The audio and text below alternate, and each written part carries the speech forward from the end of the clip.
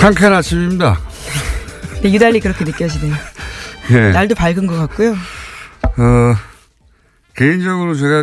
개인적으로는 대략 한 9년 전 어느 날 혼자 결심한 게 있어요. 저 사람을 내 손으로 포토라인에 세우겠다. 혼자 결심한 거긴 하지만. 작년에 다스는 누구 겁니까? 그거 시작할 때 그런 얘기를 제가 많이 들었어요. 이명박 전 대통령 너무 철두철미하고 꼼꼼해서 다 피해 나갈 것이다. 평생 피해왔는데, 그게 될 거 같냐. 그런 말들을 주변에 참 많이 들었어요. 예. 소용없으니까 딴 데 집중하라고.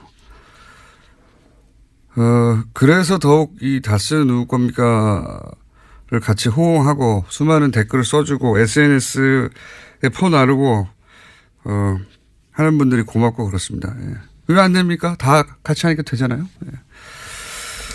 자, 원래는 제가 포토 라인에 서게 되는 날 이 차로 그 뒤를 따라가면서 아무 말 없이 웃기만 하는 게 저의 계획이었는데, 그때는 저희가 생방송 라디오를 당일날도 하고 있을 줄은 예상을 못했어요. 저한테 라디오 진행을 할 수 있게 해준 TBS 식구들이 참 원망스럽습니다. 굉장히 놀라운 반전의 이야기 뒤에 하시네요. 자, 관련 뉴스가 많죠. 예. 네, 그렇습니다. 드디어 다스는 누구 겁니까에 대한 대답을요, 이명박 전 대통령에게 검찰이 공식적으로 묻게 됩니다. 오늘 오전 9시 반 이명박 전 대통령이 서울중앙지검에 출석하는데요. 이명박 전 대통령에게 적용된 혐의는 거의 20가지 가까이 된다라고 합니다. 이 가운데 핵심은 뇌물과 횡령 그리고 직권남용 등일 텐데요. 검찰이 파악한 이명박 전 대통령의 뇌물 혐의 액수는 100억 원이 넘는다라고 합니다. 100억 원이 이제 일반인들에게는 엄청난 금액인데, 제가 이명박 연구가로서 뭐 뇌물들 1억들 등장하고 2억들 등장하고 뭐 이렇게 다 여기저기 모아봤더니 100억이 된 거잖아요. 예. 근데 이제 그 이명박 전 대통령이 돈을 대하는 태도를 보면 물론 공평합니다. 그게 1억이든 100억이든 다 똑같이 대하는 공평한 태도가 있어요. 다 같이 소중하게 생각하는. 근데 그 100억 정도 이거 있잖아요. 그 일반인들한테는 공과금? 내지는 그 왜 군것질 좀 하면서 주말에 쇼핑 좀 하고 그럴 때 그런 느낌의 액수예요. 예. 이건 뭐 푼돈입니다. 푼돈. 예. 그분에게는. 일단 여기서 시작해야 하는 건데 갈 길이 아주 멉니다. 자, 요 자세한 혐의와 그 예상 형량 관련 법률적인 전망은 잠시 후에 이정열 전 판사 현 사무장 해설해 주시겠고, 다음 뉴스는 뭡니까? 네, 이명박 전 대통령이 며칠째 검찰 수사에 대비하고 있다라고 하는데요. 검찰 수사는 정치 보복이다라는 전략을 세운 것으로 알려졌습니다. 뿐만 아니라 어제 기자들과 만나서 김효재 전 정무수석이 한 말이 있는데요. 전 재산을 사회에 환원했기 때문에 이명박 전 대통령이 변호사 선임에 재정적으로 어려움을 겪고 있다라고 합니다. 네, 많은 분들을 빵 터지게 한 거죠. 저는 뭐 매우 이명박적이다 마지막까지. 예. 돈과 감옥 중 선택해야 될 기로에 섰을 때 돈을 선택하는 거죠. 예. 네, 서울시장 4년 동안 월급 한 푼 안 받았다. 변호인단에 매우 큰 돈이 들어가는데 어려움이 있다라고요. 어제 김효재 전 수석이 밝혔습니다. 이시영 씨도 갑자기 평사원이 됐다는 거 아닙니까? 예. 네, 어제 저녁 채널A 보도였는데요. 이명박 전 대통령 소환 앞두고, 그러니까 그제요, 갑자기 다스의 감사법무실 소속 평사원으로 발령이 났다라고 합니다. 또 다스 내부 조직도에서 이시영 씨 이름이 사라졌다라고 하는데요. 다스 내부에서는 고의적인 인사 강등이다라는 주장이 나오고 있습니다. 다스 측도 이에 대해서는 뚜렷하게 해명하지 못하고 있다고 합니다. 그러니까 이제 이시영 씨가 회사 모든 걸 장악하고 그런 게 아니고 뭐 이렇게 일이 어려워지니까 이시영 씨를 강등시킨 걸 봐라. 실세가 아니다. 뭐 이런 식의 이제 논리를 스스로 세운 거거든요. 이게 이 뉴스를 보면서 이제 모든 사람이 다 떠났구나. 머리가 이렇게밖에 안 돌아가는구나. 그러니까 이거 초등학교 대행이거든요. 예. 네, 초고속으로 전무로 승진한 바가 있습니다. 뭔가 이렇게 치밀하고 통할 만한 대행이 아니라 나 지금 평사원이잖아. 아무 힘 없어. 이거 통합니까 이게? 지금 와서? 말도 안 되는 대응인데 주변의 사람들이 다 떠난 거예요. 네. 그래서 이제 자기 객관화가 안 되는 가운데 말도 안 되는 대응이 나오는 겁니다, 현재. 그런 상황입니다. 자, 관련해서 잠시 후에 자세한 혐의 다뤄보기로 하고요. 다음 뉴스. 예, 남북관계 관련된 소식도 빼놓을 수가 없습니다. 어제 서훈 국정원장이요, 아베 신조 일본 총리 만났습니다. 접견은 애초에 15분 예정되어 있었는데요. 그것을 훌쩍 뛰어넘고 1시간 5분 동안 이뤄졌습니다. 아베 총리는 비핵화를 전제로 북한과 대화한다는 것은 긍정적으로 평가한다면서요. 앞으로 한국과 긴밀히 협력하고 싶다라고 밝혔습니다. 뿐만 아니라 북한이 남북 정상회담에 이어서 북미 정상회담이라는 큰 담판을 해야 하는 만큼 이 기회를 단순히 시간 벌기용으로 이용할 것으로 보지 않는다라는 뜻도 밝혔습니다. 얼마나 궁금했겠어요. 어떻게 돌아가는지. 네, 북한과 관련된 자세한 내용들을 아주 많이 물었다라고 하는데요. 실세 9명도 함께 배석했다라고 합니다. 그러니까요. 우리가 서울 국정원장 갔더니 9명이 드드득 나와가지고 지금 어떻게 돌아가는 거냐고 묻는 거 아닙니까? 일본 관련 뉴스도 저희가 준비했습니다. 잠시 후에 전문가와 함께 이 문제 짚어보고요. 오늘은 또 4부에 중국 이야기도 또 합니다. 중국도 갔거든요. 네. 네, 중국 갔다가요 또 러시아를 러시아도 갔습니다. 지금 가 있죠. 예, 네. 그리고 내일 귀국할 예정이고요. 정의용 국가안보실장 일정입니다. 그러는 사이에 미국에서 트럼프 대통령은 대표적인 대화파였죠. 틸러슨 국무장관을 해임했습니다. 네, 그렇습니다. 북미 정상회담 앞두고 외교안보팀을 개편한 건데요. 해임하고 후임인 측근인 마이크 폼페이오 CIA 국장을 지명했습니다. 그것도 트위터를 통해 가지고 발표하게 됐는데요. 틸러슨 장관이 북한과의 직접 접촉을 제안한 직후에 그런 식의 내용들을 썼습니다. 심지어 틸러슨 장관도요, 자신의 경질 소식을 트럼프 대통령 트위터를 보고 알았다라고 합니다. 네, MBC 보도에 따르면요. 굉장히 트럼프적이에요. 모든 게. 예, 트위터로. 그러니까 이 공식적인 절차가 있지 않습니까? 미국의 국무장관 엄청나게 막강한 권한을 가지고 있거든요. 예, 전 세계를 다니는 예. 거죠. 국무장관을 해임하기 위한 절차가 있죠. 트럼프 대통령 머리에는 그런 게 없어요. 자신이 결정하면 끝나는 겁니다. 예. 해고. 예, 그걸 트위터로 쓰고 국무장관의 트위터로 그걸 보고. 근데 저는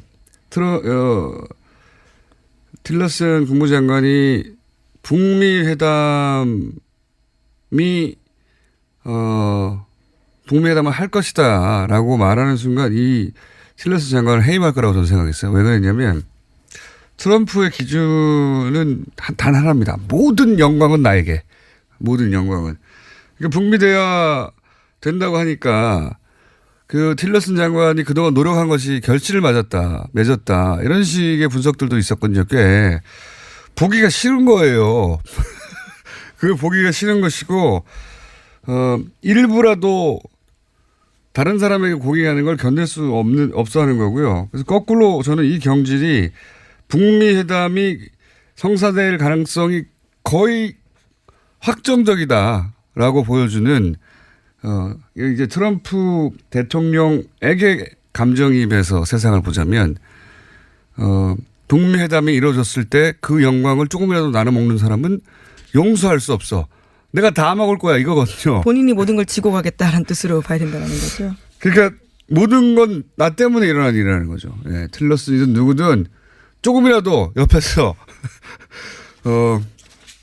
미국 언론들이라든가 이런 사람들이 오랜 세월 트럼프가 그 강경 대응할 때 틸러슨이 끊임없이 대화한 덕이다. 이런 얘기가 나오는 건 견딜 수가 없는 겁니다.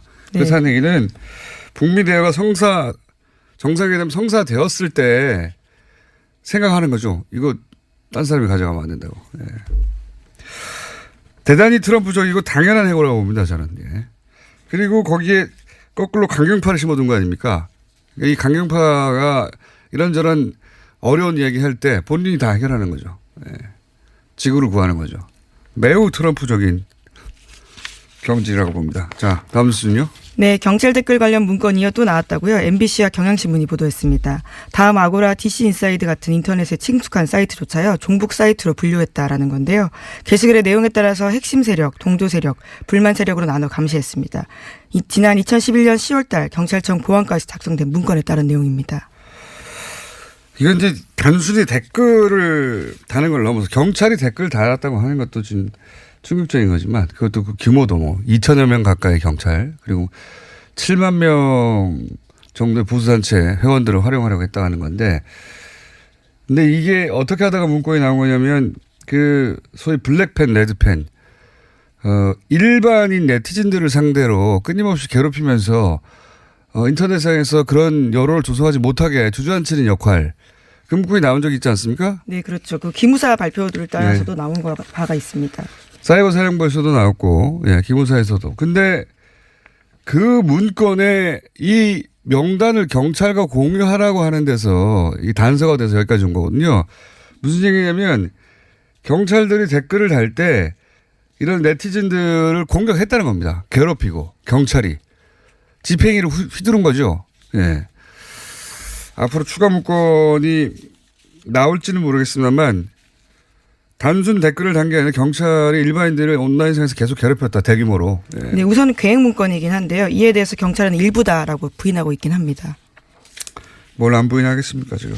자, 그리고 그 문건 이후에 실제 사이버 안보 신고 요원 뭐 이런 식으로 예, 운영하려고 했던 계획이 또 나왔죠. 예. 네, 관련된 문건이 또 나온 건데요. 이 시기도 눈길을 끕니다. 대선을 앞두고 있는 2012년 2월 달인데요. 경찰청 보안국에서 만든 문건입니다. 보수단체 회원 여론 대응 요원으로 선발 시도하려고 했다라는 건데요. 임무는 비공개 커뮤니티부터 게임이나 일상생활 커뮤니티에서 활동하면서 이른바 안보 위협 요소에 색출을 하라라는 겁니다.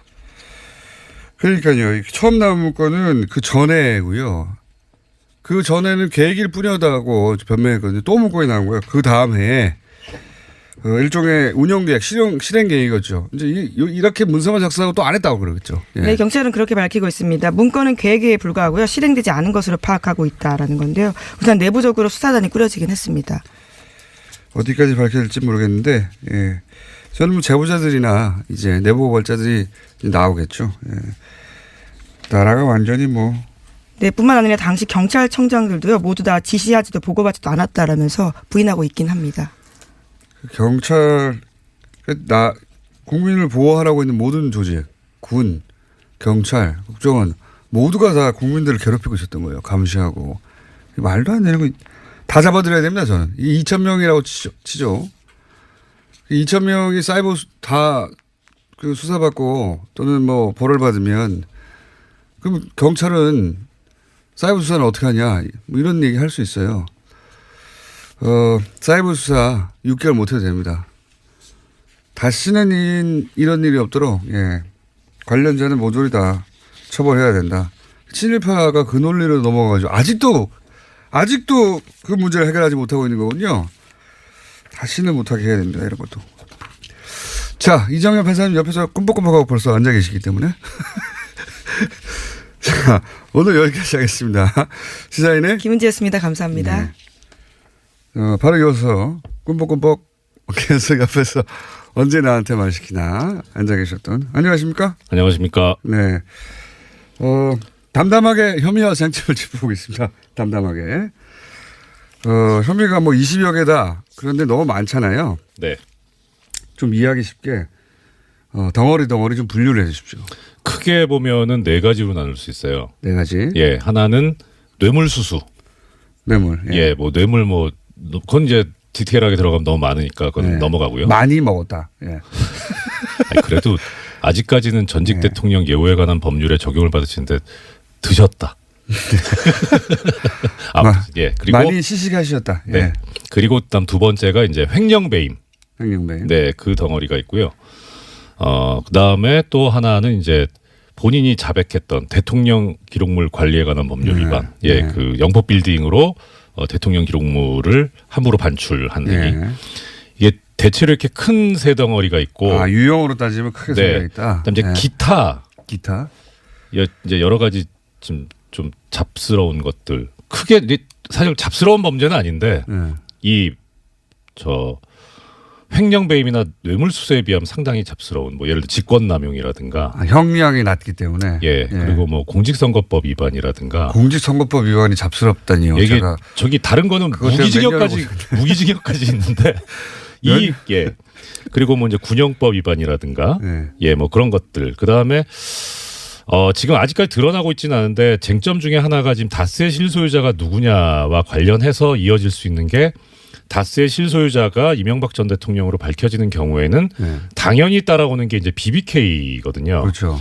그럼 이제 주가 조작을 했었던 일이 있습니다. 그게 이제 사실은 많은 사람을 이제 피눈물을 흘리게 하고 거기서부터 대중적으로 이건 뭐 큰 문제 있는 거 아니야 이렇게 알려진 거잖아요. 그렇죠. 그게 지금 처벌 가능합니까? 일단 지금 액수에 따라 달라질 수 있는데요. 액수가 얼마냐에 따라 법에 정해진 형이 달라집니다. 제 말은 공소시효. 그러니까요. 예. 그러니까 1,000억대 피해자 이렇게 얘기하거든요. 예, 아직 그 부분에 관해서 명확하게 나온 것도 없고 그래서 그렇기는 한데 액수가 상당히 많게 되면은 최대 무기징역까지 가능하거든요. 이게. 예.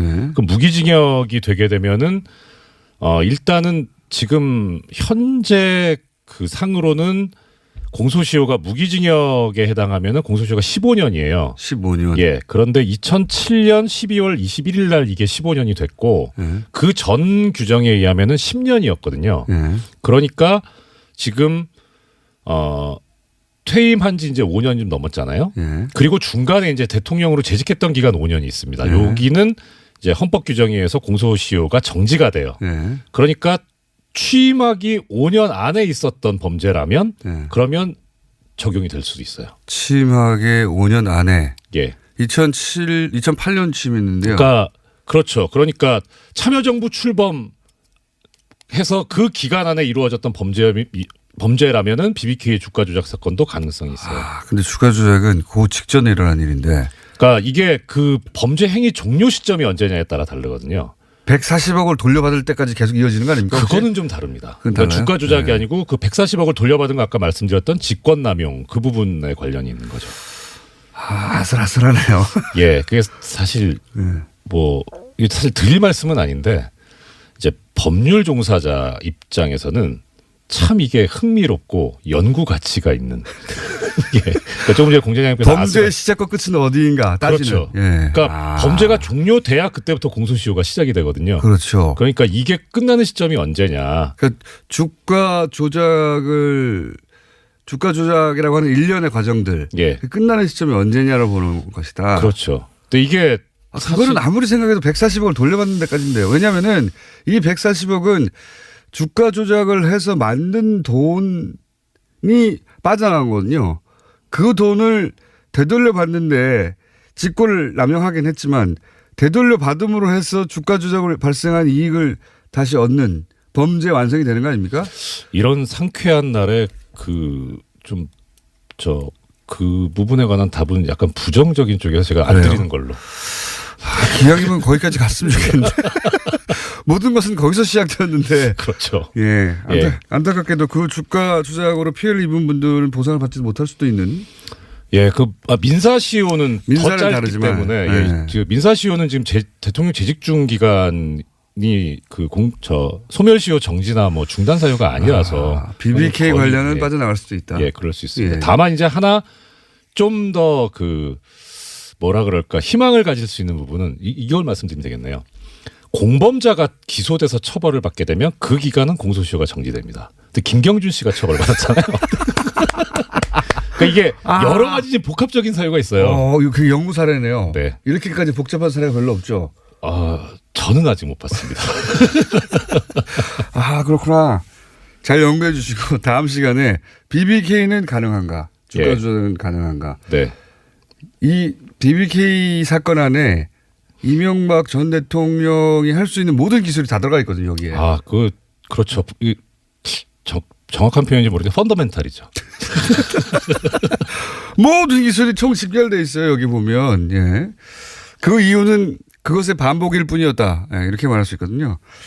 자, 그렇고요. 지금 총 한 20여 가지 된다고 하는데 이제 크게 나누면 3가지 정도 되는 거고요. 그러니까 기타까지 4가지. 네. 기타는 다른 사람들은 많습니다. 보통 그 기타의 한두 건으로 이제 그것만 해도 지금 실형 선고사안이 네. 있는데 기타는 다루지 않기로 하겠습니다. 다루지 않겠고 가장 큰 덩어리. 네. 오늘은 간략한 정리니까 사실 포토라인 쓰고 나면 뉴스가 더 많이 나오거든요, 이제. 예.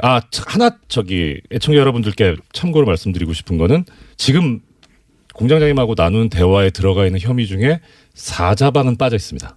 그렇죠. 예. 그게 가장 큰 문제죠. 이건 제가 항상 드리지만 용돈 수준이고요. 이건 용돈. 그때 공과금 전기세 얼마야 할 때 이게 그 정도 느낌이군요. 일반인들한테. 예? 차비 뭐 이런 느낌이고 실제 이분이 이제 배부르다 하는 느낌의 것들은 저 해외에 다 있어요. 저기 선거 기간 중에 광고 나왔지만 항상 배고픕니다라고 하지 않으셨나요? 그러신 것 같긴 해요. 네, 정신적으로 항상 배고파서 그렇게 많이 드신 게 아닌가 싶은데 여하간 큰 덩어리는 아직 시작되지 않아. 진짜 덩어리. 네. 진짜 덩어리는 시작되지 않았고 일단 용돈들이 잡힌 건데 예. 요 중에서 제일 큰 거는 뭡니까? 뇌물수수가 제일 큽니다. 그러니까 법정형 자체가 뭐 아까 잠깐 횡령배임도 크다고 말씀드렸었는데 횡령배임 같은 경우에는 가장 높은 형이 무기징역이긴 하지만 가장 낮은 형이 5년 이상의 징역이거든요. 근데 뇌물수수는 10년 이상의 징역이에요. 일단 시작부터가 그렇죠. 그러니까 뇌물수수가 그 법정형 형량을 정하는 가장 큰 기준이 됩니다. 스타트 라인이 굉장히 높네요. 예, 높습니다. 근데 지금 액수가 10년 이상으로 지금 출발하실 액수 아닙니까? 네, 그렇죠. 예. 빨리 가시겠네요. 스트라이크.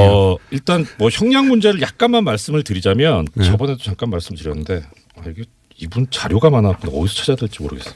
여기 있다. 네. 그 우리나라 지금 양형위원회 양형 기준에 의하면 뇌물수수 같은 경우에 1,000만 원부터 이제 형량을 쭉쭉 정해놓고 있는데 5억 원 이상, 그러니까 6단계로 정해져 놓고 있어요. 근데 가장 높은 걸 5억 원 이상 받은 걸로 보고 있거든요.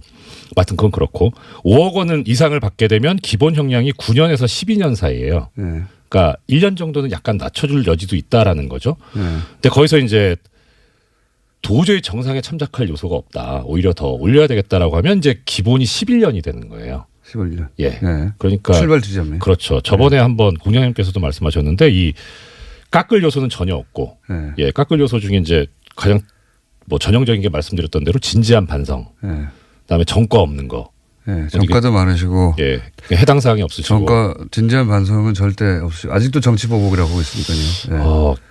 뭐 심경의 변화가 일어나서 개과천선하실 수도 있는데 그런 일은 절대 없습니다. 저도 없다는 쪽에, 제로예요, 제로. 네. 그분의 평생을 걸쳐서 그런 일이 일어나지 않았습니다. 그분은 절대로 그러한 삶을 살아오지 않으셨죠. 그러니까요. 네. 그 반성이나 이런 건 절대 기대할 수 없고요. 그리고 올릴 요소는 이제 전에 말씀드렸던 대로 뭐 3급 이상 공무원이고 적극적으로 요구했고 2년 이상 장기간 뇌물을 수수했고 그다음에 뇌물을 받고 부정처사라 그래가지고 잘못된 일도 하고 실제 실행하였다. 그러니까 이런 서면해줬다 뭐 이런 거. 그렇죠. 이런 것들이 쭈루룩 있기 때문에 올릴 요소밖에 없어요, 사실. 그렇군요. 네. 그러면 기댈 때는 어디입니까, 이분이?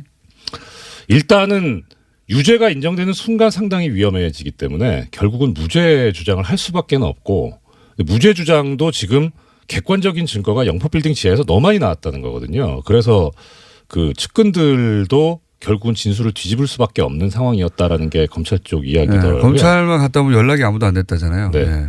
그러니까 자기들도 나름 어떻게 좀 방어를 하고 보호를 하려고 갔는데 보니까 너무 명백하기 때문에 그리고 오히려 본인들이 들었던 해명과 너무 다른 이야기. 그러니까 계속 제가 주장해왔지만 가장 가까운 참모들한테도 거짓말하기 때문에 참모들이 거기 가서 봤더니 이거 아니네 싶은 순간 떨어져 나가는 거예요. 큰일 나겠다라도 다 도망갔어요.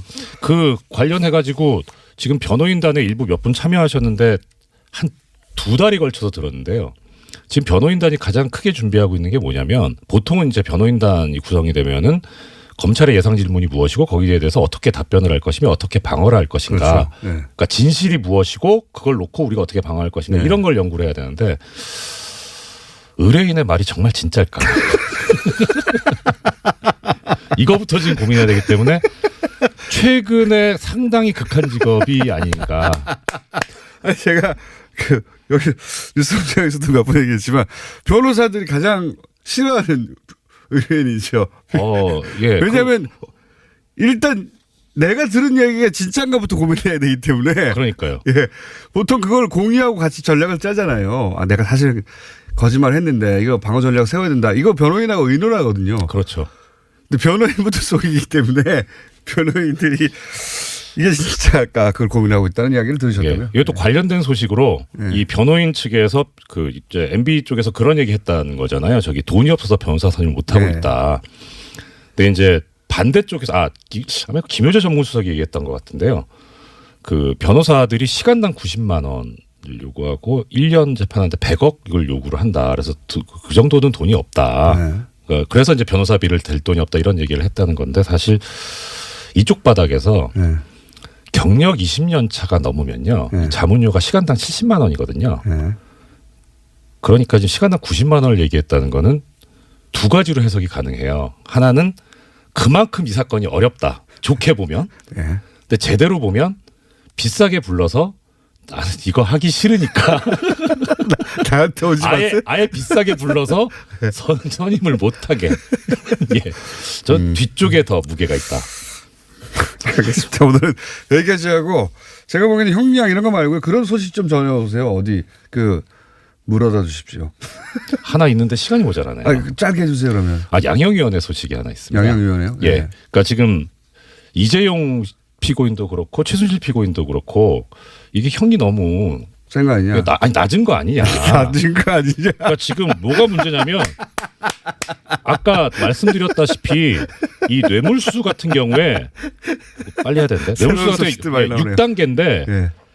제일 낮은 게 1,000만 원, 그다음 1,000만 원에서 3,000만 원 사이, 3천에서 5천 사이, 5천에서 1억 사이, 1억에서 5억 사이, 5억 이상 이렇게 돼 있는 거예요. 네. 그러니까 이 양형위원회 사람들이 고민을 했던 건 뭐냐면 5억 이상을 받겠냐. 그거 만들 때 왜? 야, 공무원이 5억을 직접 받는 경우가 그렇게 흔하겠어? 그리고 이런 5억 거였죠. 이상을 누가 주냐. 네. 이런 거였어요. 그리고 뇌물공여 같은 경우엔 4단계인데 네. 3천, 3천에서 5천, 5천에서 1억, 사법부가 너무 순진했던 1억 거죠. 이상. 그러니까 이 양형위원회에서 그래가지고 네.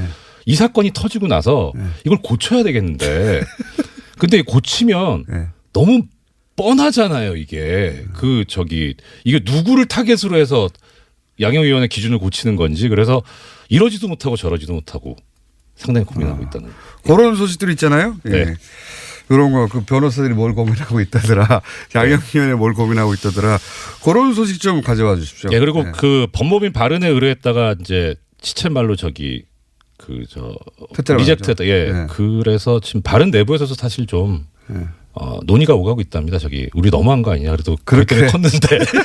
그때 그래서 수뇌부와 네. 소장 변호사님들 사이에 또 지금 견해가 갈렸다. 이명박 전 대통령 덕분에 컸죠, 당연히. 그렇죠. 그건 맞습니다. 5년 내내. 하지만 이제는 버리는 거죠. 예. 원래 그랬어요, 저. 여기까지 하겠습니다. 이정열 전 판사였습니다. 감사합니다. 고맙습니다. 저희가 전화 연결하려고 그랬더니 한국에 계시더라고요, 이번에. 예, 어제 저녁에 학교 출장으로 남았는데 갑자기 공항에서 전화를 받고 지금 9시에 KTX 출장을 가야 되는데 잠깐 출연했습니다. 감사합니다. 저는 1분을 차고 연락했더니 한국 공항이신 거예요. 그래서 바로 스튜디오로 납치해서. 지금 캐리어 들고 일로 오셨어요. 자, 반갑습니다. 네. 네, 공대는 뵙게 돼서 반갑습니다. 네. 일본이 당황을 진짜로 많이 했나 보죠? 예, 그 남북 정상회담도 충격이지만 네. 이게 특히 북미 정상회담이라는 게 이 아베 정권이 특히 트럼프 정권에게 많은 공을 들여왔지 않습니까? 그게 그리고, 예. 일본 내에서 저도 항상 궁금했었는데 그것 좀 여쭤볼게요. 국제적으로도 야, 일본 저거 너무 가랑이 사려 들어간 거 아니야? 이 정도 수준의 비판을 미국에서도 받았고 노예적이라는 비판도 받았고 일본 내에서 그런 비판은 없습니까? 근데 일본의 어떤 안전보장이라는 것은 뭐 동아시아 국가들과 친구 사이였으면 문제가 안 되는데 동아시아에서는 고립돼 있었기 때문에 일본, 한국 다 사기가 나쁘죠. 그렇죠. 그래서 이제 미국에게 일관되게 가는 게 그렇죠. 네. 일관되게만 하는 것이 어떻게 안전하다고 생각한 거죠. 그래서 그런 정도도 우리가 참아내야 된다는 게 보편적인 일본 인식입니까? 근데 이제 어떻게 보면 일본은 동아시아에서 최대한 이익이 미일 동맹이 최대한 이익이라고 생각하기 때문에 네. 부터 미국에 어떻게 보면 추종적으로 보일 정도로 하지만은 일본에서 의견이 좀 달라요. 일본은 어떻게 보면 일본의 자주 외교를 확보하고 있고 일본의 자위대로 군대를 만들려고 하고 있는 평등한 관계를 만든다고 생각을 하지. 미국 내에서나 해외에서 보는 입장처럼 일본 내에서 일관되게 추종되어 있다라는 여론은 그렇게 만들어지지 않아요. 일본 내에서는 이것밖에 길이 없다 이렇게 받아들이는 거군요. 어떻게 보면 그런 측면도 있죠. 네. 그래서 제3국에서 보면 야, 이거 너무한다 야. 자존심 다 버리고 뭐 골프채 들고 뛰어다니고 혼자 자빠지고 뭐 이런 게 있었습니까? 아베 총리. 그런 건 그렇죠. 특히 뭐 왜 그 한국과 중국이 역사 문제를 이야기하면 아주 강하게 나오면서 미국이 어떤 역사 문제를 지적을 하면 그래서 따라가는 모습을 봐도 어떻게 보면 일본의 외교는 아시아 외교를 하더라도 다 대미 외교라고 생각하는 게 맞죠. 그러니까요.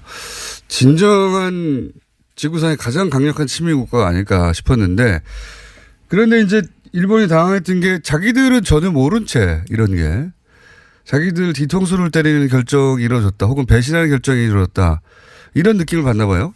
뭐 어쨌든 북미 정상회담은 세계적으로도 큰 뉴스이듯이 네. 하지만 일본은 어떤 일이 있어도 이 미일 이 현재 강화를 통해서 네. 북한의 경제 제재를 해가고 있는데 네. 근데 일본에게 어떤 사전 통보도 없이 네. 그리고 시간이 걸릴 거라고 생각했는데 트럼프 대통령 스타일이라고 할까요? 네. 직접 북미 정상회담 하겠다는 결정을 나중에 들었기 때문에 네. 뭐 일본에서는 지금까지 외교안보 전략을 만들어 오는 과정에서 보면 아주 큰 충격이죠. 특히 여기 보면 그 산케이 신문에서 그 후지테레비에서 항상 하는 네. 프라임 뉴스라는 하는 아주 중요한 네. 이것은 아베 정책을 지지하는 네. 여러 가지 토론 방송을 하는데 저도 거기에 한 몇 번 출연한 적이 있어요. 그 친아베 성격의 어떤 토론회인데 그런데도 거기 방송도 당일 예청을 못하고 긴급 방송을 편성할 정도 했으니까 거의 일본 정책 라인 미디어들이 전혀 예상을 못했다고 생각하면 됩니다. 우리가 생각한 것보다 훨씬 더 큰 충격, 당황 그런 게 그렇죠. 있었다고. 근데 일본의 특징이 또 태세 전환이 엄청 빨라요. 보니까. 그렇죠. 일본 특히 아베 정권은 무엇이 있어서 실리를 무엇보다 우선하기 때문에 아마 지금은 이제 늦었지만 북미 정상회담이 된과 동시에 아마 지금 국내적으로 아주 상황이 복잡하지 않습니까? 네. 그래서 이것을 예전 같으면은 북풍이라는 북한의 어떤 핵 도발이라든 미사일 도발로 극복을 했는데 만약 이게 지금 그게 없다고 한다면 역으로 생각할 거예요. 뭐랄까요. 북일 정상회담을 통해서 급격하게 전환을 할 수도 있고 또는 미국과 한국의 어떤 양 국가에게 일본의 납치 문제가 있죠. 이 납치 문제 해결을 전제 조건으로 내세우면서 아주 외교전을 급박하게 전개할 수 있습니다. 그러니까 뭐 재팬 패싱이라고 하는 것은 단순히 외교전에서 빠졌다가 아니라 미국이 동북아 정책에서 우리를 안 껴주고 있다. 큰일 났다 이거.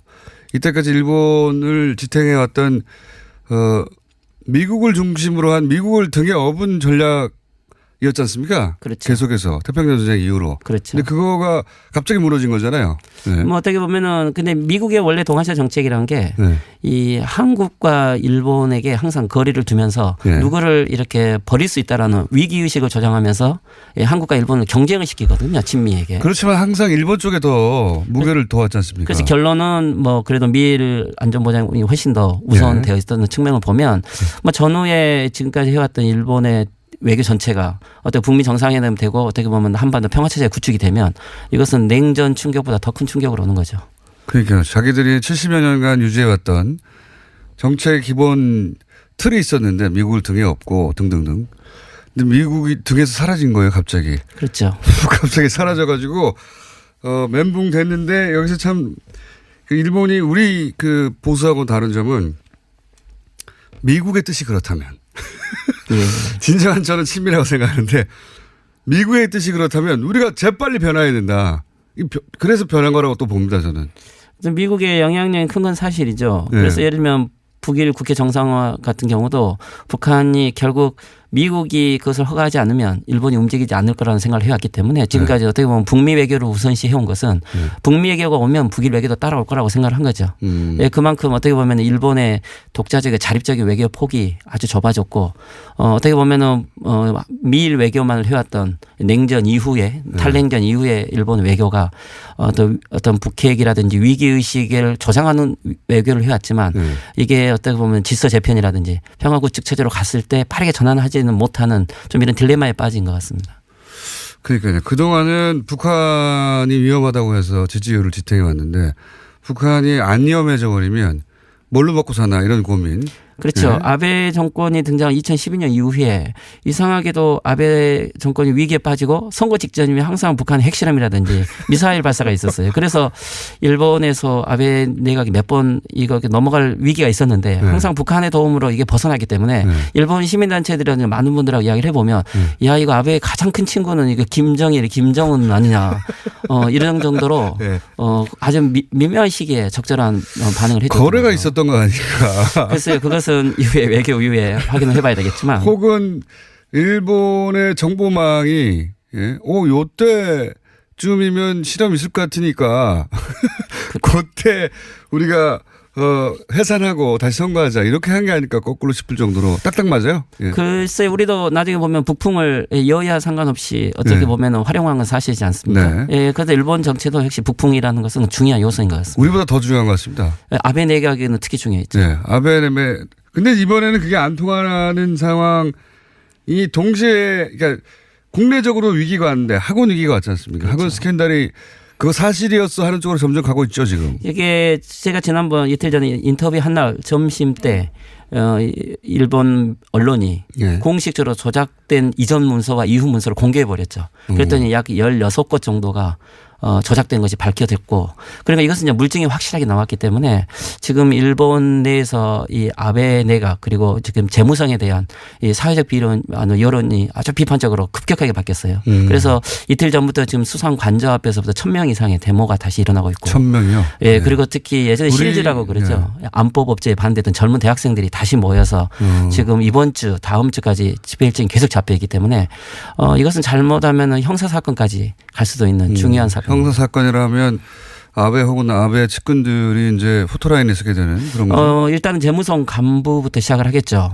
재무성 문서였습니까? 그렇죠. 재무성 문서이기 때문에 그리고 어떻게 이런 일이 생겼는지 그리고 잠깐 책임자. 그 재무성 문서 뭐가 어떻게 조작됐는지 잠깐만 설명해 주십시오. 예, 원래 이 재무성에서 맨 처음에 아마 이 모리토모 학원에게 이 부동산을 매각을 할 때는 네.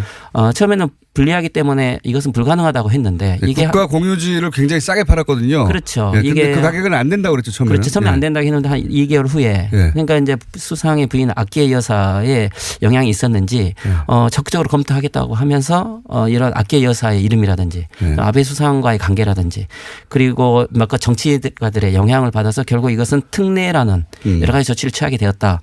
이런 내용들로 문서가 공식으로 결재가 났는데 근데 이제 이게 언론에 리크가 돼가지고 국회에서 점점 질문을 받게 되니까 질문을 받는 작년 그 기간에 이 문서에서 그런 아베 아키에 수상의 부인의 이름이라든지 관련자 이름을 다 삭제한 거죠. 그러니까 그리고 특례라는 남아에도 다 이름도 삭제를 한 거죠. 정상적인 거래처럼.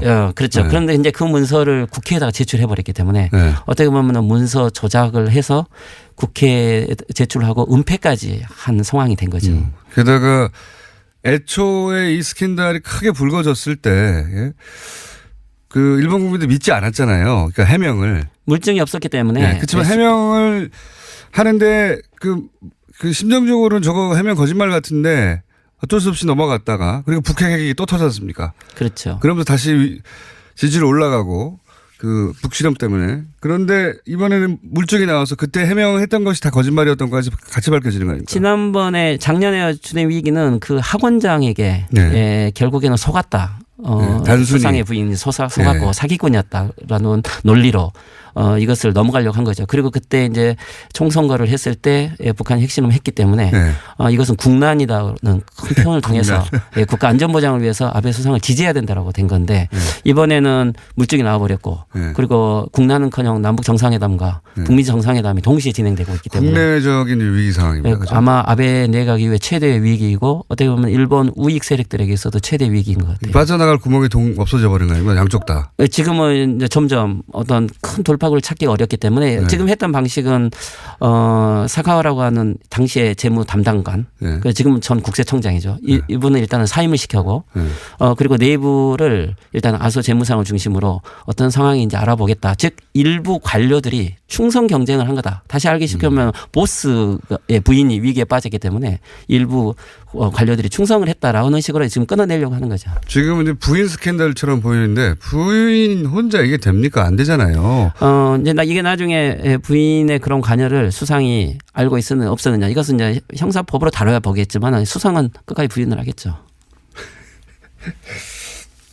굉장히 우리나라에서 몇 번 일어났던 일인데 근데 이거를 빠져나갈 유일한 창구가 북한 핵실험 같은 건데 그게 안 되고 그러면 아베 내각은 어떻게 됩니까? 좀 어떻게 전망하십니까? 근데 이제 올해는 메이지 150년이고요. 특히 아베 내각과 우익은 어떤 일이 있어도 올해 헌법 개정안을 제출하려고 했죠.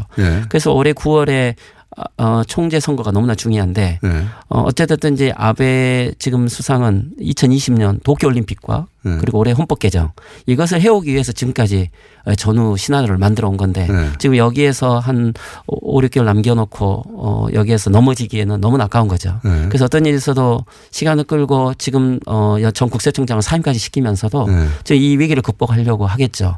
그리고 또 한 가지는 그래서 아베 내각이 어떻게 보면은 특성인데 실리 전환이 아주 빠른 거죠. 네. 그래서 경우에 따라서는 부풍이 없으면 또 다른 부풍, 즉 북일 정상회담이라든지 아주 외교에 적극 타면서 요즘에 어제 나온 뭐랄까요 잡지 중에 하나의 재미있는 것은 지금 국제 정세가 이렇게 급격하는데 우리가 국내 문제에 이렇게 매몰되어 있을 상황이 아니지 않느냐라는 논조가 나오는 걸 보면 아주 새로운 물타기를 하는 것 같아요. 아, 거기도 물타기, 모든 전 세계 정치권이 물타기를 하긴 합니다만 논리 개발을 또 그렇게 하는 거군요. 예, 지금 여론을 국난인데. 바꿀 수 있죠. 예. 국난인데 국내. 이제 일본이 전 세계적으로 고립되어 간다라든지 네. 지금까지는 북핵의 위기였다면 지금 일본이 미국에게도 그리고 경우에 따라서는 한반도가 통일됐을 때 네. 핵을 가진 한반도가 되지 않겠느냐. 그랬을 때 일본은 고립되지 않느냐라는 부분 속에서 지금은 오히려 더 국론을 통일해야 된다는 논리로 바꿀 가능성도 있죠. 네. 국론 분열을 하면 안 된다는 우리가 수십 년 동안 들어왔던 그 논리를 그게 저 일본에 수입된 거라고 생각했었는데 우리 요즘 그런 얘기 안 하거든요. 국론 분열 이런 얘기 안 하는데 거긴 또 써먹고 있네요. 어떻게 보면 그렇죠. 어떤 우리나라의 정치 스타일이나 경제 구조가 일본의 영향을 많이 받았기 때문에 네. 그런 많은 유산들이 남아 있고요. 근데 이제 우리는 시민의 힘으로 그런 구조들이 많이 바뀌었지 않습니까? 네. 하지만 일본 사회는 매 적시기마다 그러한 찬스는 있었지만 이게 다 항상 은폐돼 버리고 네. 또 그것을 없었던 것처럼 흘려버렸기 때문에 이게 지금 쌓일 대로 쌓여온 거고 지금 이번에 하나의 특성은 이 문제가 두 가지의 요소가 개입된 거예요. 하나는 언론이 아주 집요하게 지금 물고 늘어진 건 처음이거든요. 아하. 그리고 또 한 가지는 이런 자료가 왜 나왔을까? 이것은 네. 관료들이 폭로를 하고 있는 거죠. 그러니까요. 그러니까 일본의 이 관료 사회는 아주 신뢰가 있는 사회였는데 네. 지금 정치가들이 관료 사회를 장악하고 있는 거죠. 특히 아베 내각에는 관료 아하. 인사위원회를 가지고 모든 관료들을 따라오도록 만들었는데 관료 사회의 저항이기도 하군요. 그렇죠. 이게. 그러니까 이 관료들이 보기에도 이것은 너무 심하다. 그래서 지금 관료의 차관급, 국장급이라고 하면은 아주 일본에서는 동경대 법대를 졸업한 최대 엘리트들인데 이들이 지금 여러 형태로 폭로를 했었던 거고 이번 자료도 문서가 나왔다는 것은 결국은 누군가가 그렇죠. 그 문서를 넘겨준 거죠. 어허. 그 관료 사회도 시민 사회도 또 일본으로부터도 미국으로부터도 아베가 위기에 직면해 있다. 오늘 여기까지 하는데 언제 돌아가십니까? 예, 저는 3일 후에 돌아가는. 가시 전에 한 번 더 납치해서 모시려고 저희는 계획 중입니다. 오늘 여기까지 하겠습니다. 지금으로부터 1시간 반 후면 이명박 전 대통령 포토라인에 서게 됩니다. 근데 2분만은 포토라인에 쓰지 않을 거라고 예상하셨던 분들이 많아요. 네. 죄가 없어서가 아니라 워낙 잘 빠져나왔기 때문에 그동안. 네. 그죠? 섰어도 한 20번은 섰어야 되는데 최소한. 어떠십니까? 감회가 소회가? 예. 이 겨우내 묵은 빨래를 세탁기 돌리고 대청소하는 그런 날이 시작된 것 같습니다. 진경 총수기 딱 청소하고 나서 왜 그 개운해지는 기분 같은. 그렇죠. 네. 그동안 청소할까 하긴 했는데 네. 이제 이 빨래만큼은 청소를 이 빨래만큼은. 예. 냄새 많이 빨지 나는데. 못했던 거죠. 예. 네. 냄새 많이 나는데 절대 빨지 못하지 않을까 싶었는데. 저는 무엇보다도 우리 국민이 이 사람을 이 자리에 서게 맞습니다. 만들고 있다. 네. 다스는 누구 겁니까 하고 외쳤던 국민들. 맞습니다. 그러면서 우리 공장장 역할도 컸다고 생각합니다. 그렇게 생각합니다. 온갖 댓글에 다스가 누구 거냐고 사람들이 묻기 시작하니까 네. 예. 아무 상관없는 기사에 연애면 기사에도 연애 기사 누구 결혼했다고 그러는데 다스는 누구 겁니다 올라오고 그 거의 모든 분들이 참여하니까 답을 하지 않을 수가 없는 거죠. 그렇죠. 답을 해야 할 의무가 있는 기관이 정말 많은 사람들이 참여했어요 여기에. 네. 다스는 누구 겁니까? 예. 근데 여전히 이제 정치 보복이라고 하는데 이건 뭐 전혀 통하지 않을 일인데 당연히. 아니 보복으로 따지자면은 보복 당한 거는 이명박 전 대통령이 아니고 국민이에요. 이 87년 이후로 네. 우리 직선제가 새롭게 시작되고 대통령 직선제 새롭게 시작되고 7번의 대통령 선거가 있었는데 그중에서 2등과의 격차를 가장 크게 벌리면서 당선된 예. 압도적 지지로 당선된 사람이 MB예요. 예. 서민경제 살리겠다고 이제 당선됐는데 결국에 본인 경제만 살린 거잖아요. 그 보복당은 국민이 보복당한 거지. 정치 보복 얘기하려면 국민이 얘기해야지. 배신당한 것도 국민이고요. 본인이 할 얘기는 아닌 거죠. 예. 그리고 보복을 자기 측근들로부터 당하고 있죠. 그거야 뭐 측근들이 정상화되기 시작하는 거죠. 측근의 본인을 제외하고서. 이게 저는 이제 검찰과 싸웠다기보다는 자기 측근들하고 싸우고 있는 양상입니다. 측근들이 다 돌아서 가지고 다 손가락을 이명박 전 대통령을 향하고 있기 때문에 검찰 수사하기 아주 편했을 것 같아요. 앞으로 이제 들어가게 되면은 흔히 그동안 얘기해왔던 사자방까지 포함해서 예. 4대강 그 자원 외교 방산비리 예. 앞으로 이제 드러나지 않은 그 빙산의 아래 수면 하에 있는 예. 것들이 많이 드러날 가능성이 있습니다. 거기가 진짜 크죠. 예. 예. 그리고 조단위가 해외에 있다고 저는 확신하는 것이 그런 숫자를 본 적이 있거든요. 그 숫자를 본 적이 있습니다. 저도 벌써 5년 6년 전에 네. 이거는 결정적 제보자와 함께 터져나오기 시작할 것이다. 예. 그게 이제 뭐 라디오인 뉴스공장에 오지는 않을 것 같은데 틀림없이 큰 뭐 지상파 뉴스 혹은 뭐 JTC 같은 곳에 그런 제보자들이 나타날 거라고 봅니다. 저는. 예. 큰 숫자들이 터지기 시작, 조단위 숫자가 터지기 시작. 이제 검찰 수사로 이제 신병 처리가 되게 되면 더 가능성이 높아지게 되는 거죠. 그러니까요. 예. 그때 제가 보기에는 이상득 전 의원의 아들 이지영 씨 네. 또는 사위 이런 이름들이 같이 등장할 날이 머지 않았다. 라고 저는 전망하는 바입니다. 개인적으로는. 예. 예, 저도 가능성이 높다고 봅니다. 그러니까요. 해외 큰 덩어리들은 다 해외에서 이루어졌잖아요. 예. 이 정도인가 하는 정도의 규모가 앞으로 튀어나올 것이다.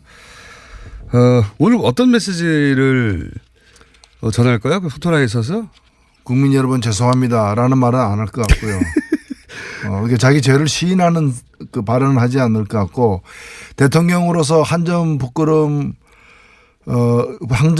일을 하지 않았습니다. 뭐 이렇게 그 자기 결백을 주장하지 않을까. 네. 그리고 이것은 정치 보복이다. 예. 뭐. 과거의 전임 대통령들 보면 뭐 주로 이제 CCBB에 대한 이야기보다는 다 안고 가겠다. 뭐 네. 이런 식의 표현이 많았는데 그런 표현이 등장할까요? 스타일이 안고 가지 않을 스타일이죠. 다 떠넘기는 스타일이고.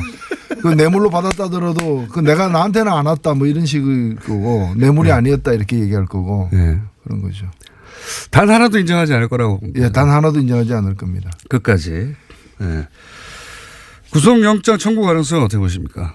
매우 높다고 생각됩니다. 왜냐하면은 일단은 본인이 자기 죄를 시인하지 않기 때문에 그렇죠. 네. 이거는 증거인멸 도주 우려가 있다고 봐야 되는 것이고 그다음에 뇌물 액수 자체가 정상적인 어떤 이 경우라면은 구속해야 되는 그런 반드시 해야 되는 반드시 해야 되는 지금 뭐 드러난 것만으로도 100억을 넘어서고 있기 때문에 뇌물 액수가 이거는 구속감입니다. 그리고 이제 전임 대통령이다 보니까 게다가 전전임이죠. 바로 직전 대통령이 수감되는 상황이라 검찰이 더 꼼꼼하게 따졌다고 해요. 네, 더 보수적으로. 그러겠죠. 예. 예. 그러니까 절대 빠져나가기 힘든 것만 이제 추린 게 이 정도지. 그래서 제가 보기에도 영장은 칠 것 같고 그러면 이미 못 그 나온다. 돈을 준 사람, 돈을 또 이 그 받는 심부름을 한 사람들이 다 자백을 했기 때문에 네. 증거는 차고 넘친다고 봅니다. 게다가 뭐 삼성도 물론 저는 사면 때문에 해준 건 아니라고 보지만 어떤 돈을 뇌물을 준 거 인정했지 않습니까? 이걸 형식까지 갖춰가지고 예. 그 변호인들의 조력을 받아서 자수술한 이름으로다가 예. 정확하게 이제 이명박 대통령에게 준 돈이다라는 걸 시인을 했기 때문에 예.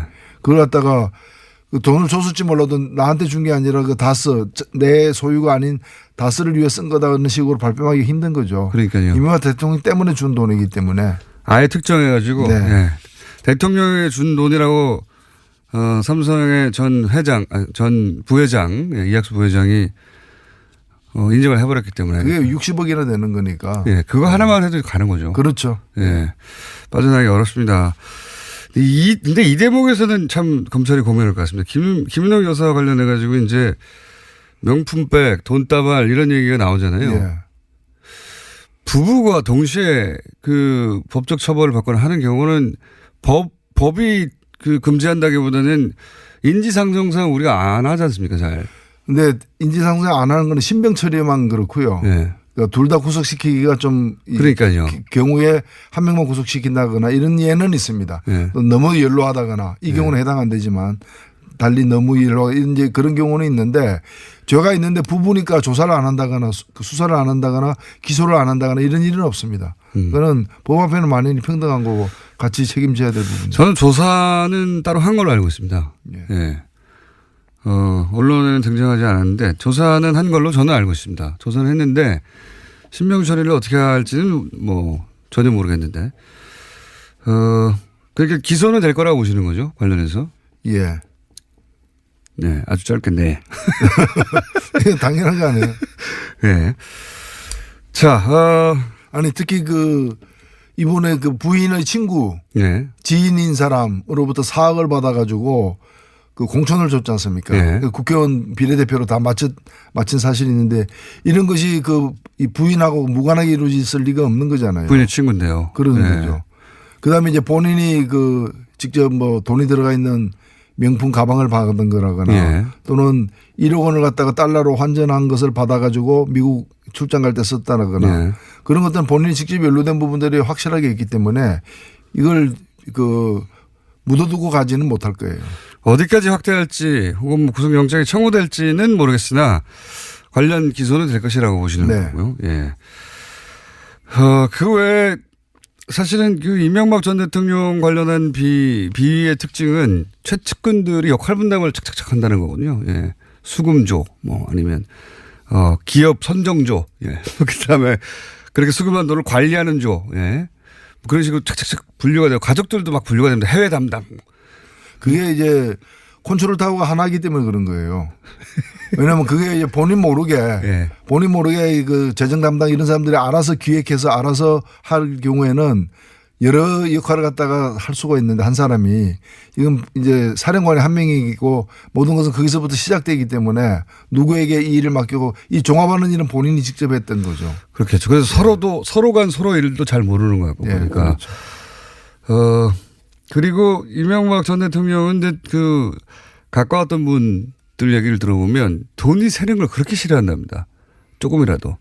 본인이 돈을 크게 쓰는 거는 괜찮은데 그게 조금이라도 중간에 누가 해먹었다. 이걸 굉장히 싫어한대요. 네. 그래서 역할 분담을 확실히 하고 겹치지 않게 하고 예? 서로 믿지 않게 만들고 그렇게 한 게 아닐까. 가족들도 다 역할이 있더라고요. 그림을 그려보면 해외 담당은 이상득 또는 이상득 전 의원의 아들 이런 식으로 장원영은 그 형님이 다 했지 않습니까? 예, 그렇죠. 예, 쭉 돌면서 형님 라인이 했죠. 박영준과 이상득. 예. 예. 근데 형님 라인이거든요. 예. 형님 라인에서 해외에서 다 했고 그리고 그 아들도 다 해외에서 심지어는 이제 정권 끝나기 전에 미리 빠져나갔죠. 국내를 돌아오지 않고 있습니다. 글로벌 경영을 했으니까요. 그렇게 이제 가족들과 친구들로 이렇게 역할 분담을 해가지고 예. 그 특징이 있습니다. 자세히 들여다보면. 다음 시간에 한번 그 얘기는 다루기로 하고 정의당의 공식 입장은 혹시 뭐 이런 큰일 있으면 한 번씩 내지 않습니까? 이명박 대통령이요. 예. 그건 뭐 일찍이 저희들은 엄정하게 구속 수사해야 된다고 얘기를 했죠. 예. 정의당 얘기로 넘어온 이유 중에 하나는 이제 공동교섭단체. 예. 예, 이거 흥미로운 실험이다. 예, 이런 말도 많았는데 결국 하기로 했어요. 일단은 뭐 최종 결론은 안 났지만 저희들이 네. 적극적으로 의원단 한다. 총회에서는 하는 방향으로 결정을 하고 당내 이제 절차를 밟고 있습니다. 정의당 그러니까 그 현실 정치인들은 당연히 그런 모색을 해야 되는데 정의당의 평당원 지지자들은 또 의견이 다른 분들 꽤 있었을 거 아닙니까? 어땠습니까? 여론이 대체로? 특히 이제 정의당 내에서 예를 들면은 민주평화당과 치열하게 경쟁을 하고 있는 예. 그런 지역에서는 예. 사실은 굉장히 당황스러운 그렇죠. 그런 상황이기도 하죠. 지방선거 준비하던 분들. 그다음에 민주평화당의 일부 의원들의 과거의 노동 문제라거나 이런 데 대한 어떤 그 철학이나 이런 걸 네. 보면서 상당히 거리감을 느꼈던 예. 그런 이제 노동계라거나 이런 데서도 그 같이 해도 되느냐 이런 걱정이 많은 건 사실입니다. 네. 그래서 정의당 내에도 다양한 생각들이 있는 것이고요. 그래서 지금 치열하게 그 토론을 하고 있는 중이고 일정한 절차를 거쳐서 어떤 방향으로든 힘있게 하나로 결정을 내릴 겁니다. 그런데 이제 적극적으로 검토하는 쪽으로 이제 방향을 잡은 거 아닙니까? 저는 뭐 그런 문제들이 없는 건 아닌데 네. 충분히 그건 제기할 만한 문제라고 생각되지만 그러나 좀 더 크게 넓게 보자면은 이번 경우에는 하는 것을 선택해야 된다. 공동교수단체를 이루는 것이 뭐 당을 위해서도 그렇고 또 더 큰 뭐 이 촛불 이후의 개혁 진영에 힘을 실어주는 의미에서도 네. 뭔가 원내교수단체에서 2대 2가 되니까 그렇죠. 그런 점에서도 뭐 민주당과 이 민주평화당과 정의당이 서로 앞으로 협치해야 될 협력해야 될 일이 많은데 한편으로는 협력하고 한편으로는 경쟁도 하겠지만 그렇죠. 협력해야 될 일이 많은데 그걸 더 공고히 할 수 있다는 그런 기회가 생긴다는 점에서 선택하는 것이 맞다고 봅니다. 대표님이나 네. 예, 또는 뭐 심상정 의원이나 현역들은 비슷한 생각입니까? 적어도? 현역들 내에서도 좀 생각이 다른 분도 있습니다. 있는데 예. 다수 현역 의원은 같은 생각입니다. 다수 의원이라고 해봐 몇 분 안 되지 않습니까? 몇 분 안 되지만 그것도 다수는 다수죠. 그 내에서 다수죠. 그러면 상대적인 거니까. 예. 반대하시는 분은 누군가요, 그러면? 몇 예? 분 안 되는데. 아이고, 뭐 이름까지 금명할 건 아니고요. 원내, 공동교섭단체가 되면 원내대표도 두 분이 될 수는 없잖아요. 그런 경우는. 한 각 분이잖아요. 당의 원내대표는 그대로 있는 것이고 네. 다만 공동교섭단체에 등록하는 예. 한 원내대표는 분이잖아요. 한 명 등록해야 되겠죠. 그걸 누가 하냐가 지금 최후의 관건 아닐까요? 예, 잘 협의해서 정하겠습니다. 잘하면은 원내대표 연설도 하시겠습니다. 국회에서. 지금도 사실은 비교섭단체로서 비교섭단체 말고요. 이제는 네. 교섭단체로서. 교섭단체는 시간을 좀 더 주죠. 그러니까요. 예. 중계도 해줍니다. 저도 좀 그 교섭단체 대표 연설할 때 중계했습니다. 국회 방송만 중계하고, 예. 아니요, KBS에서도 중계했습니다. 그게 너무 짧게 나와요. 근데 이분도 하였다 하고 지나가거든요. 내용은 안 나오고. 이제 내용이 나오지 않을까. 정의당의 평화민주당의 내걸, 민주평화당의 내걸 요구 조건은 정리가 됐습니까? 비밀입니까? 이건 서로 뭐 협의를 해야 되기 때문에 아마도 이번 토요일 날 전국위원회에서 통과가 되면 네. 통과되면은 바로 다음 주부터 공식 협상에 들어갈 생각입니다. 이달 내로 다 마무리해야 되겠죠. 그게 시간도 별로 없는데요. 예. 네. 근데 이게 당을 합친 건 아니고, 예, 당연히 합친 건 아니고. 그러니까 이런 거죠. 지금 국회에서 의사 일정을 정하거나 여러 가지 교섭을 할 때 그죠. 비교섭 단체 20석이 안 되는 당은 참여 자체가 안 되기 때문에 일정을 다 통보받죠, 그냥. 그런 거죠. 예. 그러니까 이제 자동차가 있어야 입장할 수 있다. 예. 뭐 이런 거예요. 그래서 우리가 자동차를 각자 한 대씩 없으니까 공동 구매해 가지고 예. 그 자동차 타고 들어가는 거죠. 예. 당신들은 앞좌석에 타고 뒷좌석에 타고 그런. 그래서 이거는 뭐 그렇게 저는 생각을 합니다. 우리 이번에 그 평창 올림픽 때 남북 공동 선수단으로 입장했잖아요. 한반도기 들고. 네. 그러나 경기는 보면은 여자 아이스하키는 단일팀으로 갔지만 나머지 경기는 또 따로따로 경쟁하지 않았습니까? 마찬가지로다가 민평당하고 정의당이 공동교수단체를 이루더라도 서로 같은 부분을 함께 그 공동교수단체 명의로 추진하지만은 서로 다른 부분은 따로따로 이렇게 자기 주장을 갖다 펼치는 거죠. 네. 경제정책 부분에서는 뭐 좀 차이가 나는 분들이 있을 거고. 남북 문제는 대체로 비슷하고요. 네. 정치개혁에서도 선거제도 개혁을 해야 된다는 점이나 또는 교수단체 문턱을 낮추는 등 정치개혁을 하는 부분에 가서는 같은 점들이 꽤 있다고 보여지고요. 그리고 민생과 관련해서도 지금 한국GM 문제와 관련해서도 머리를 맞대고 서로 논의를 하고 있거든요. 네. 그래서 같이 풀 수 있는 부분들도 있고 그렇지 않은 부분은 또 서로 각자의 어떤 의사나 선택을 또 존중해 가지고 서로 따로 하는 거죠. 저쪽에는 이제 박지원 대표라고 하는 네. 노련한 또 정치인 있지 않습니까? 예. 네. 사람들이 박지원 전 대표와 노회찬 대표가 예. 손잡고 뭘 한다 하는 그림을 잘 그리기가 쉽지 않습니다. 난해한 그림이죠. 굉장히 난해한 두 분 다 경험이 많지만 결혼은 서로 완전히 좀 다른. 아니 뭐 생각이 다르고 예. 그런 길도 다르지만 또 그래도 뭐 저로서도 뭐 배울 게 있는 것이고 예. 그리고 또 뜻이 같은 부분 남북 문제나 뜻이 같은 부분은 손잡고 같이 할 수 있는 것도 있다고 생각됩니다. 그림이 잘 머릿속에 안 그려지는 예. 두 분의 조합인데 앞으로 자주 볼 수도 있겠습니다. 그림에는 구상도 있고 비구상도 있고 예, 또 뭐 초현실주의도 있고 여러 가지가 많습니다. 예. 초현실에 가까운 그림인데 예.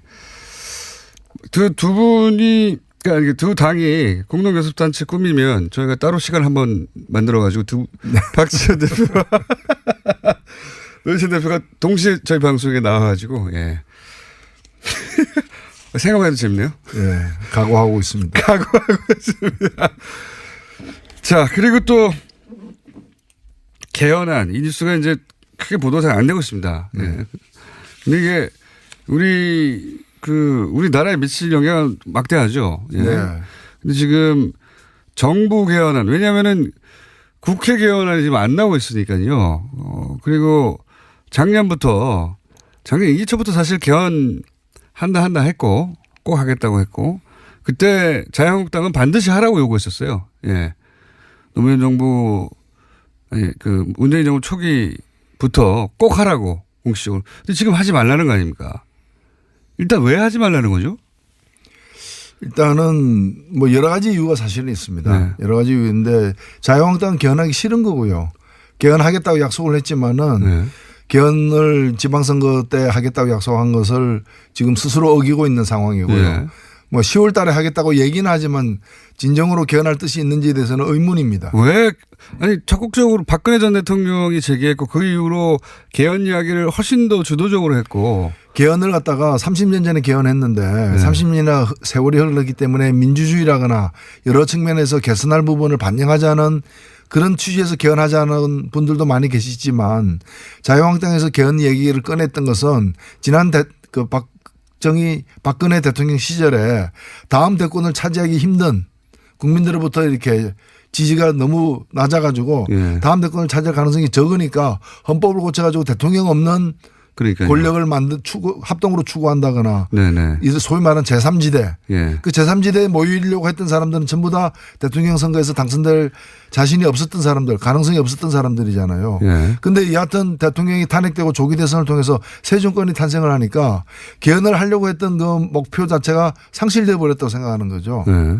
물론 이제 다음 대선도 이분들은 자신이 없어서 입만 열면 이제 대통령 없는 어떤 권력 체제를 갖다가 예. 좀 대통령이 힘이 없는 권력 체제를 원하고는 있습니다. 왜냐하면 혼자는 안 되니까 연대해가지고 너는 대통령 뭐 너는 외치 나는 외치 뭐 이런 식으로 너는 20%짜리 대통령 예. 그리고 우리는 힘 합해가지고 80%의 권력을 갖는 국무총리 예. 이게 나눠 먹자 뭐 이런 발상들이 많은데 그런 발상들도 지금은 굉장히 현저히 좀 낮아졌기 때문에 그 개헌에 대한 의욕이 별로 없는 거죠. 차기 대권에 대한 그림이 불확실하기 때문에 지금 뒤를 빼는 거죠. 지금 그렇죠. 말하자면. 그런데 반면에 다른 분들은 정의당도 그렇습니다만 기본권, 예. 지방분권, 그다음에 대통령에게 너무 집중된 권력을 좀 분산하는 그런 문제와 관련해 가지고 반드시 개헌을 통해서 이루어져야 된다고 생각하기 때문에 적극적으로 6월 개헌을 주장하고 있는 거죠.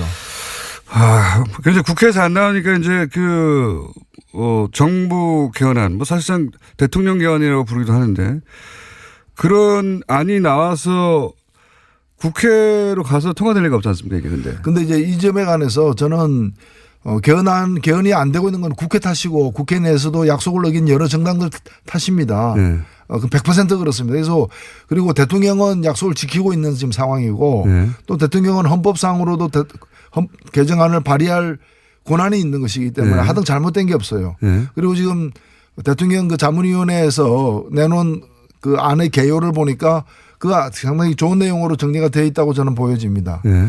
그럼에도 불구하고 이 대통령이 발의를 갖다가 만약 3월 21일 날 하게 되면은 그것 때문에 부담감을 느껴서 국회가 한 5월까지 안을 만들 것인가 그 가능성이 굉장히 낮습니다. 더 반발하겠죠. 예, 반발할 거예요. 그러면 네. 대통령 안만 남는데 네. 그럼 대통령이 발의한 안이 국회에서 통과될 것이냐? 안 되죠. 또 안 됩니다. 이게 네. 3분의 2가 안 되기 때문에 네. 그러면 대통령 안이 폐기되거나 네. 다루지도 않고 폐기되거나 부결될 거예요. 다룬다면은. 그러면 그 상황은 좋은 상황인가? 네.